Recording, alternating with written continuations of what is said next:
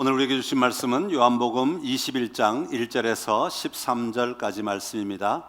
요한복음 21장 1절부터 13절까지 말씀, 저와 여러분 한 절씩 교독하겠습니다. 그 후에 예수께서 디베랴 호수에서 또 제자들에게 자기를 나타내셨으니 나타내신 일은 이러하니라. 시몬 베드로와 디두모라 하는 도마와 갈릴리 사람 나다나엘과 세데베의 아들들과 또 다른 제자 둘이 함께 있더니 시몬 베드로가 나는 물고기 잡으러 가노라 하니 그들이 우리도 함께 가겠다 하고 나가서 배에 올랐으나 그날 밤에 아무것도 잡지 못하였더니 날이 새어갈 때에 예수께서 바닷가에 서셨으나 제자들이 예수이신 줄 알지 못하는지라. 예수께서 이르시되 얘들아 너희에게 고기가 있느냐 대답하되 없나이다. 이르시되 그물을 배 오른쪽에 던지라 그리하면 잡으리라 하시니 이에 던졌더니 물고기가 많아 그물을 들 수 없더라. 예수께서 사랑하시는 그 제자가 베드로에게 이르되 주님이시라 하니 시몬 베드로가 벗고 있다가 주님이라 하는 말을 듣고 겉옷을 두른 후에 바다로 뛰어내리더라. 다른 제자들은 육지에서 거리가 불과 한 50칸쯤 되므로 작은 배를 타고 물고기를 든 그물을 끌고 와서 육지에 올라보니 숯불이 있는데 그 위에 생선이 놓였고 떡도 있더라. 예수께서 이르시되 지금 잡은 생선을 좀 가져오라 하시니 시몬 베드로가 올라가서 그물을 육지에 끌어올리니 가득히 찬 큰 물고기가 153마리라. 이같이 많으나 그물이 찢어지지 아니하였더라. 예수께서 이르시되 와서 조반을 먹으라 하시니 제자들이 주님이신 줄 아는 고로 당신이 누구냐 감히 묻는 자가 없더라. 예수께서 가셔서 떡을 가져다가 그들에게 주시고 생선도 그와 같이 하시니라. 아멘. 오늘 요한복음 21장 1절부터 13절 말씀 가지고 예수께서 사랑하시는 그 제자라는 제목으로 함께 말씀을 나누려고 합니다. 우리 제목을 한번 좀 따라 할까요? 예수께서 사랑하시는 그 제자.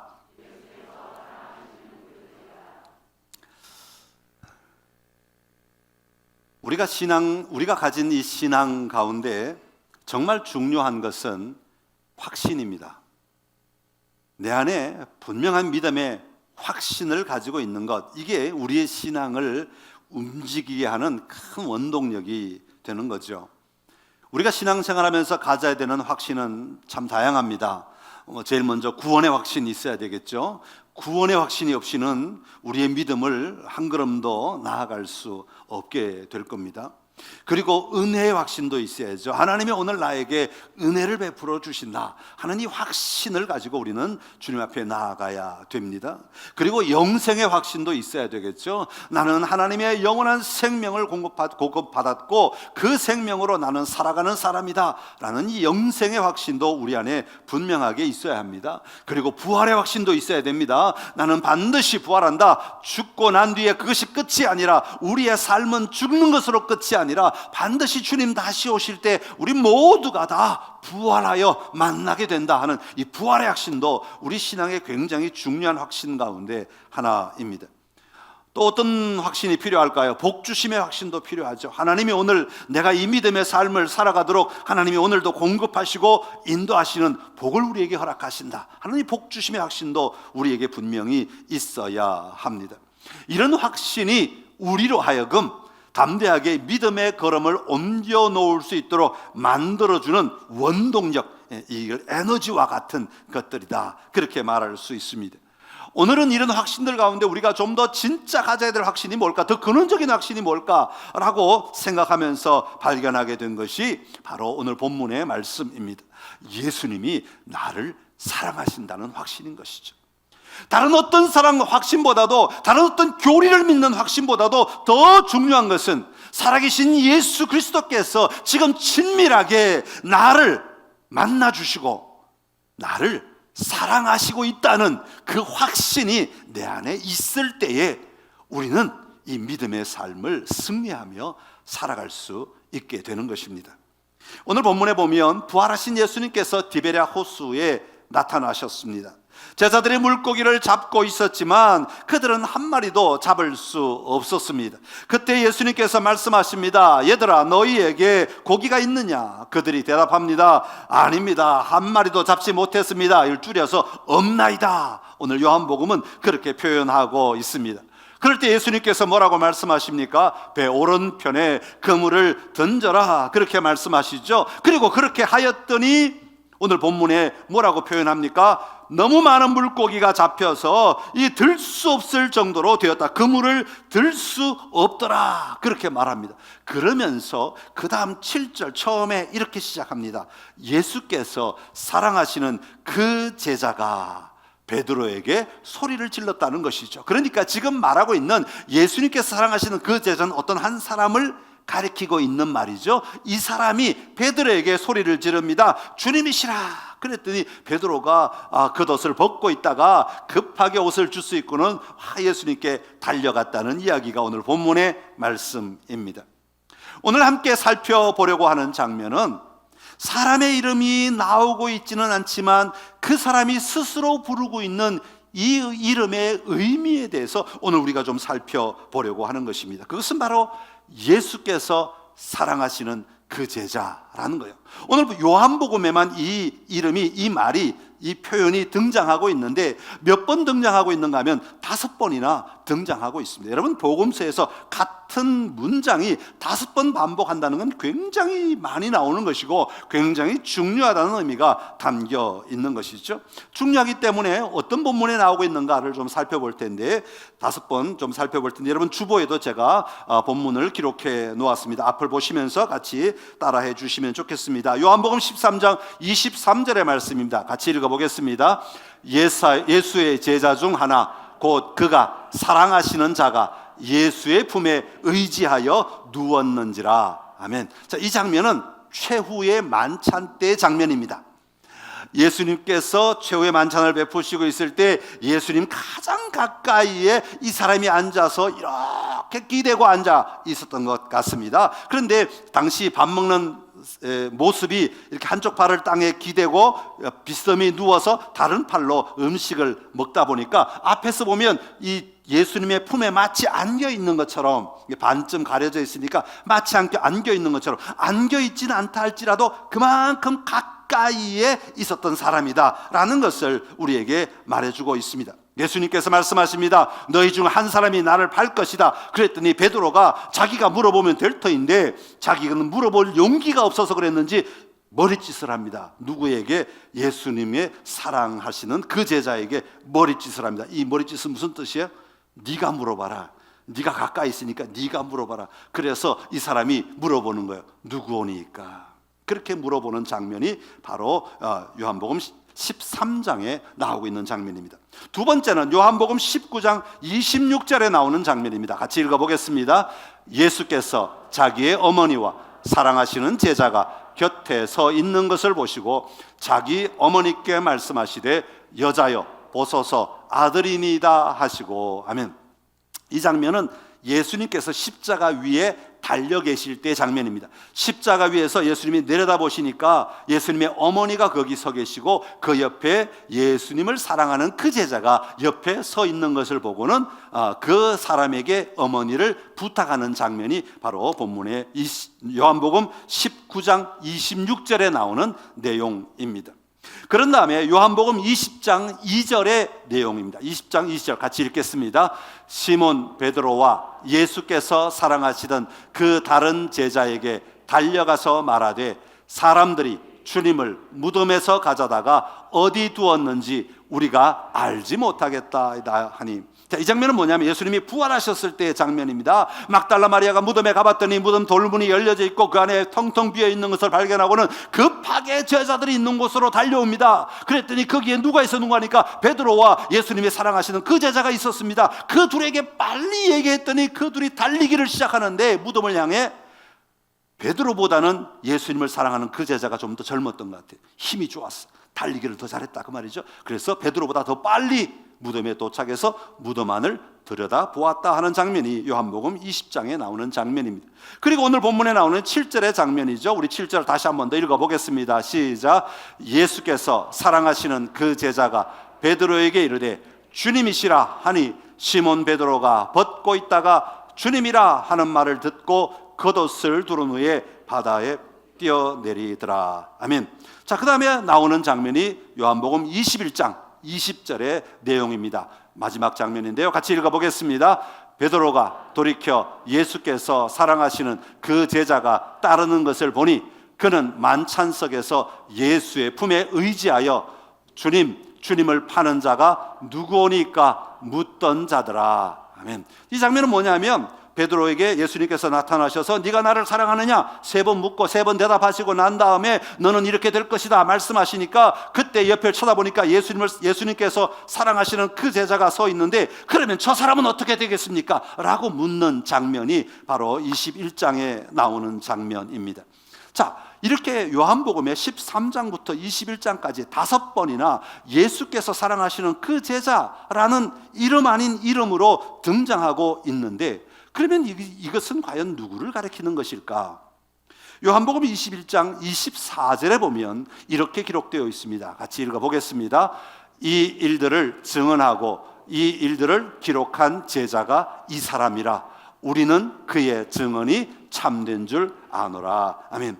이 일을 증언하고 이 일들을 기록한 제자, 이 기록한 제자, 이 기록한 책이 무슨 책입니까? 바로 요한복음을 가리키죠. 그러니까 이 책은 요한이 쓴 책이라는 것이죠.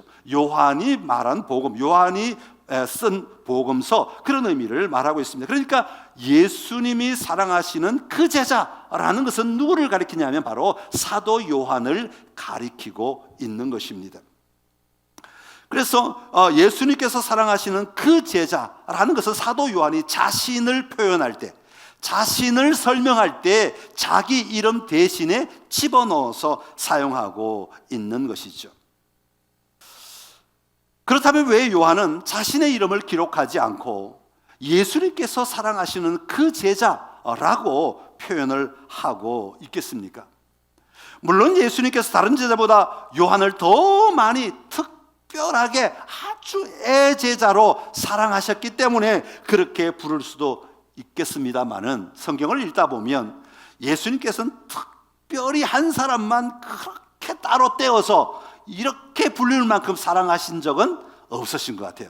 예수님이 12제자 가운데 그래도 3명 정도는 구분해서 어디 특별한 데 가실 때 따로 떼어서 3명만 데리고 가신 적은 있는 것을 볼 수가 있습니다. 언제 그랬습니까? 마태복음 17장에 보면 예수님께서 변화산에 올라가실 때 마태와 야고보와 이 요한을 데리고 올라가신 적이 있습니다. 마태복음 17장 1절의 말씀을 한번 읽어보겠습니다. 엿새 후에 예수께서 베드로와 야고보와 그의 형제 요한을 데리시고 따로 높은 산에 올라가셨더니 아멘. 자, 요한만 사랑하셨다면 요한만 이런 경우에 아주 특별한 경우이니까 데리고 가셨을 텐데 예수님은 그러지 않았던 것 같아요. 예수님은 다른 제자들을 다 사랑하신다고 분명히 말씀하셨습니다. 요한복음 13장 34절에 보면 이렇게 말씀하고 계십니다. 같이 읽습니다. 새 계명을 너희에게 주노니 너희가 서로 사랑하라. 내가 너희를 사랑한 것 같이 너희도 서로 사랑하라. 아멘. 내가 너희를 사랑한 것 같이, 내가 너희, 제자들에게 하는 말이죠. 내가 너희를 사랑한다. 예수님은 형식적으로 하시는 말씀이 아니죠. 진심으로 하시는 말씀이에요. 내가 너희를 사랑한 것 같이 너희도 동일하게 서로 사랑하는 자들이 되어라. 그렇게 말씀하고 계시는 것이죠. 자, 그렇다면 예수님은 제자들만 이렇게 사랑하셨나? 아니에요. 성경에 보면 사랑하셨다는 표현을 할 때 제자들만 이렇게 하셨다고 말씀하지 않습니다. 요한복음 11장 5절에 보면 나사로의 집에 방문, 나사로가 죽었을 때 나사로를 향하여 이렇게 말씀하십니다. 요한복음 11장 5절 말씀 같이 읽겠습니다.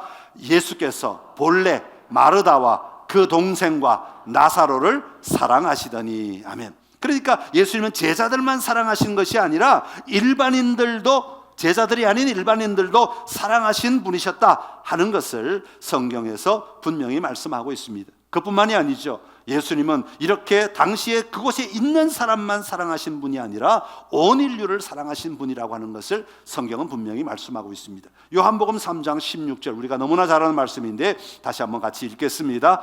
하나님이 세상을 이처럼 사랑하사 독생자를 주셨으니 이는 그를 믿는 자마다 멸망하지 않고 영생을 얻게 하려 하심이라. 아멘. 할렐루야. 세상을 이처럼 사랑하사. 이 세상은 뭐예요? 이 땅에 뭐 땅이나 건물이나 이런 걸 사랑하셨겠어요? 아니요. 이 땅에 있는 모든 사람들을 사랑하셨다고 말씀하고 있습니다. 그렇다면 왜 사도 요한은 마치 예수님께서 자기 자신만 사랑한 것처럼 그렇게 자기 자신을 부르고 있겠습니까? 예수님께서 사랑하시는 그 제자라고 하는 이 표현은 예수님의 입장에서 말하고 있는 것이 아닙니다. 그렇죠? 예수님이 그렇게 부르신 게 아니에요. 예수님이 그렇게 이름 지어준 게 아니에요. 이건 누가 지은 이름이에요? 사도 요한 자신이 지은 이름입니다. 사도 요한 자신이 자신을 그렇게 부르고 있는 겁니다. 그러니까 우리는 분명하게 알아야 될 것은 예수님이 그렇게 부르신 것이 아니라 사도 요한 자신 안에, 자기 안에, 사도 요한 안에 분명한 믿음의 고백이 있었다고 하는, 믿음의 확신이 있었다고 하는 것을 우리가 분명히 알아야 합니다. 그것은 무엇입니까? 예수님은 정말로 나를 사랑하시는 분이시다. 다시 말하면 나는 예수님의 그 뜨거운 사랑을 지금 받고 있는 자이다 라고 하는 이 분명한 고백을 담고 있다고 하는 겁니다. 여러분, 성경에는 이름을 통해서 자기 정체성을 표현할 때가 참 많이 있죠. 요한, 그러면 어떤 의미가 있냐 하면 그에게 여호와는 은혜롭다, 여호와는 그에게 은혜를 베푸신다, 그런 의미들이 담겨 있습니다. 그러나 사도 요한은 예수님을 만나고 예수님을 따라다니면서 자기의 정체성을 다시 새롭게 만들어 갔던 것이죠. 그것은 바로 예수께서 사랑하시는 그 제자가 되는 것입니다. 예수님은 나를 분명히 사랑하신다고 하는 이 확신 속에 사도 바울은 설 수 있었던 것입니다. 나는 분명히 그 사랑을 입고 있는 자라고 하는 고백을 하게 되었던 것이죠. 나를 향하신 예수님의 사랑은 조금도 부족함이 없다는 것을 분명하게 고백하고 있는 것입니다. 예수님께서 정말 다른 제자들과 차별하여 유독 사도 요한만 사랑했는지는 우리가 알 수 없습니다. 제가 볼 때는 아까도 계속 성경을 읽어봤지만 그러시지는 않으셨던 것 같습니다. 예수님은 절대 차별하지 않으셨던 것 같습니다. 동일하게 그 사랑을 베푸셨고 그 사랑을 선포하셨고 그 사랑 안에 예수님은 다 품고 계셨던 것 같습니다. 그렇게 사랑을 받으며 살아갔던 제자들 속에서 유독 사도 요한은 자신을 향한 예수님의 사랑, 다시 말하면 자기 안에 있는 예수님의 사랑에 대한 확신이 다른 어떤 누구보다도 강하였고 확신에 차 있었다고 하는 것을 오늘 본문이 우리에게 말해주고 있습니다. 그런데 성경에 보면 사도 요한만 이런 확신에 가득 차 있었던 사람은 아니에요. 또 누가 있냐면 사도 바울도 이런 사랑 안에 가득 차 있는 사랑의 확신을 가지고 살았던 사람인 것을 볼 수가 있습니다. 갈라디아서 2장 20절의 말씀인데요, 우리가 잘 아는 말씀이지만 다시 한번 읽겠습니다. 내가 그리스도와 함께 십자가에 못 박혔나니 그런즉 이제는 내가 사는 것이 아니요 오직 내 안에 그리스도께서 사는 것이라. 이제 내가 육체 가운데 사는 것은 나를 사랑하사 나를 위하여 자기 자신을 버리신 하나님의 아들을 믿는 믿음 안에서 사는 것이라. 아멘. 여러분, 사도 바울은 어떻게 고백하고 있습니까? 나를 사랑하사 나를 위하여 자기 자신을 버리신 하나님의 아들을 믿는다, 그렇게 말씀하고 있습니다. 여러분, 예수님께서 사도 바울만을 위하여 십자가에 달리셨습니까? 그렇지 않습니다. 예수님은 우리 모두를 위하여 십자가에 달리셨습니다. 그럼에도 불구하고 사도 바울은 분명히 고백하는 것은 나를 위하여, 나를 위하여, 나를 위하여, 나를 위하여 십자가에 달리셔서 자기 목숨을 바쳐 주셨다고, 나를 위하여, 나를 살리시기 위하여, 나를 사랑하셔서 나를 위하여 그렇게 하셨다고 믿는 믿음 안에서 산다고 고백하고 있는 것입니다. 그리고 이 확신이 사도 바울로 하여금 그 어려운 전도의 여정들, 그 어려운 고난의 여정들을 넉넉히 기쁨으로 감당할 수 있도록 만들어 주었던 것입니다.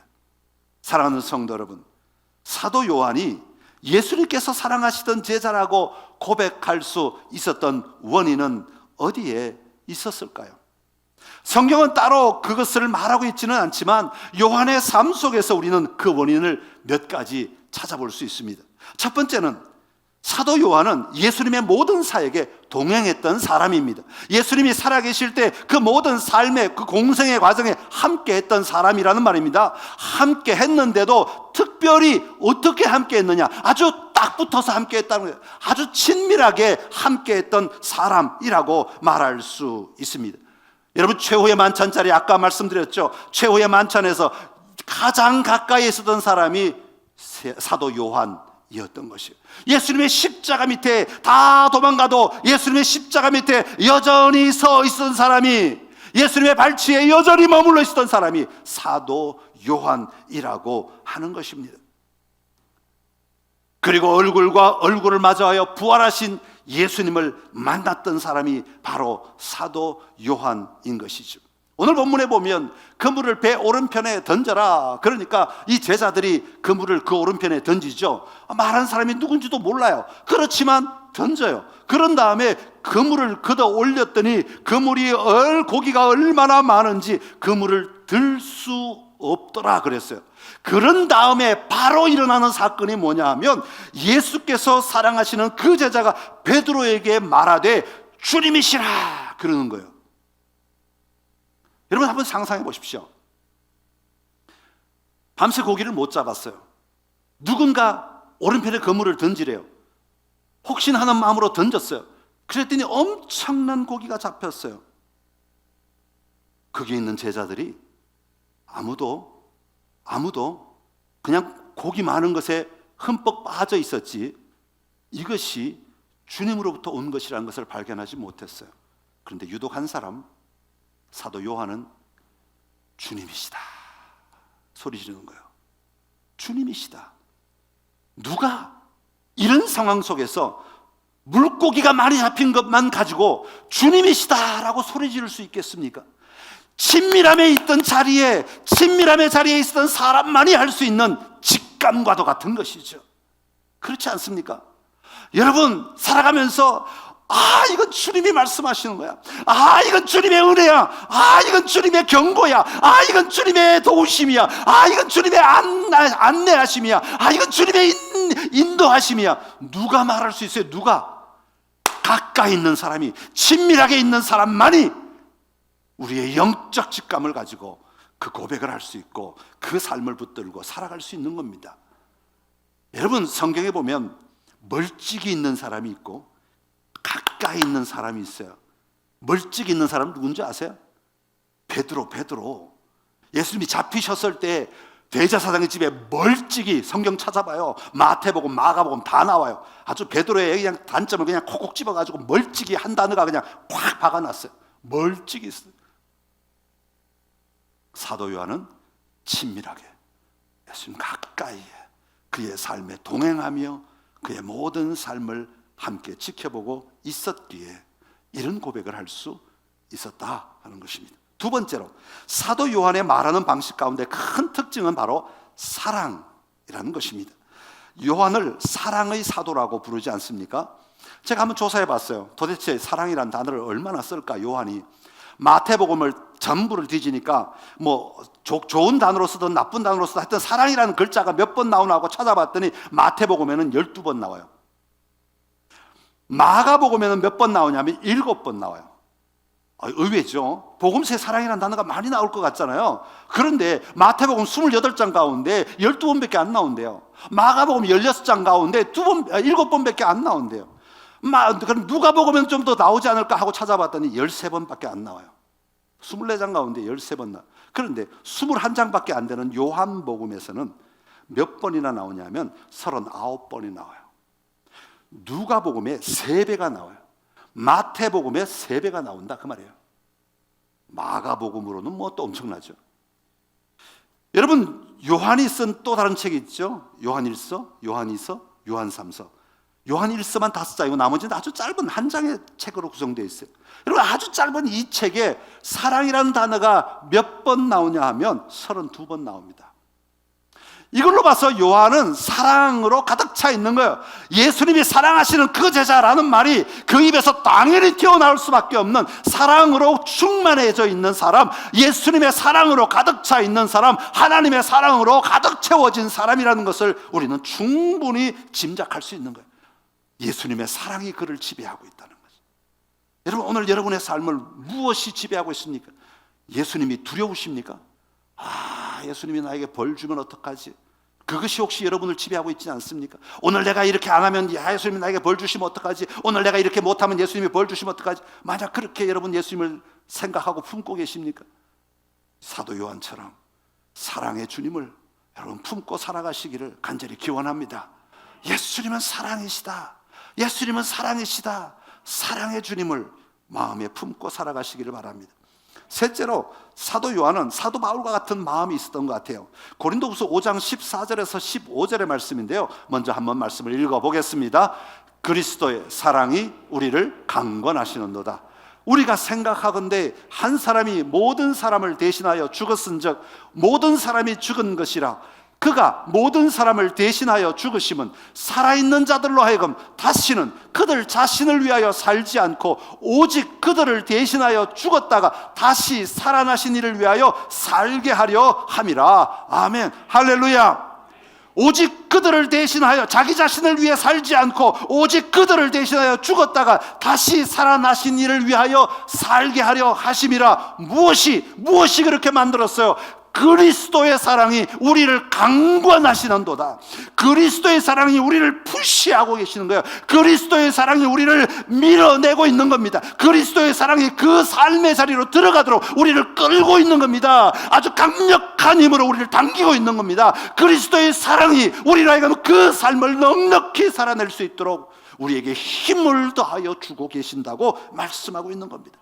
사도 바울의 고백, 그리스도의 사랑이 우리를 강권하시는도다. 저는 사도 요한도 동일한 고백을 했다고 믿습니다. 그리스도의 사랑이 우리를 강권하시는도다. 그러니 그 입에서 예수 그리스도께서 사랑하시는 바로 그 자가 나다, 이 고백을 할 수 있었던 것입니다. 사랑하는 성도 여러분, 여러분은 예수님을 믿으면서 어떤 확신을 가지고 살아가고 계십니까? 예수님께서 내 이름이나 아시려나? 절망의 순간에, 어려움의 순간에, 고난의 순간에 빠지면 아이고, 나만 예수님 믿지 예수님은 나를 쳐다도 안 보실 거야, 혹시 그러면서 살아오진 않으셨습니까? 아닙니다. 예수님은 저와 여러분을 너무나 사랑하시는 분이십니다. 십자가에 달리실 그때, 아니 이 땅에 오실 때부터 저와 여러분을 너무나 사랑하셔서 바로 저와 여러분을 위해 자기 목숨을 내어주신 분이 바로 예수님이신 것입니다. 그 예수님께서 오늘 저와 여러분을 사랑하는 아들이라, 너는 나의 사랑하는 딸이라고 말씀하며 부르고 계십니다. 그러게 오늘 우리 안에는 사도 요한처럼 나는 예수님께서 사랑하시는 제자입니다. 나는 예수님께서 사랑하시는 바로 그 사람입니다. 나는 예수님께서 사랑하시는 바로 그 삶을 살고 있는 사람입니다 라고 하는 이 분명한 고백을 오늘 우리 안에 해야 하는 것입니다. 예수님은 지금도 나를 사랑하십니다. 예수님은 지금도 뜨거운 심장으로 나를 바라보고 계십니다. 예수님은 지금도 십자가에 달리시기까지 나를 사랑하신 분이십니다. 날 사랑하신, 날 사랑하신, 날 사랑하신 성경에 써였네.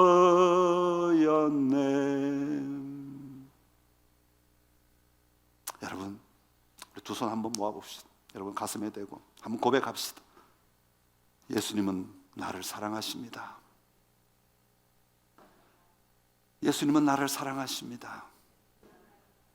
나는 그 사랑을 받고 있는 자입니다. 참 좋으신 우리 하나님 아버지, 이 시간 우리 자신을 향하여서 우리는 분명히 고백합니다. 예수님의 사랑이 그치지 않았고 여전히 내 안에 흐르고 있으며 나를 향하여 흐르고 있으며 나를 통하여 흐르고 있으며 나를 위하여 흐르고 있음을 우리 다시 한번 고백합니다. 예수님께서 사랑하는 그 제자 바로 저입니다. 바로 저입니다. 주님, 내가 주님을 사랑합니다. 주님이 나를 사랑합니다. 주님이 나를 사랑합니다. 이 고백으로 날마다 살아가는 우리 모두가 되게 하여 주옵소서. 예수님의 이름으로 기도드리옵나이다. 아멘. 아멘.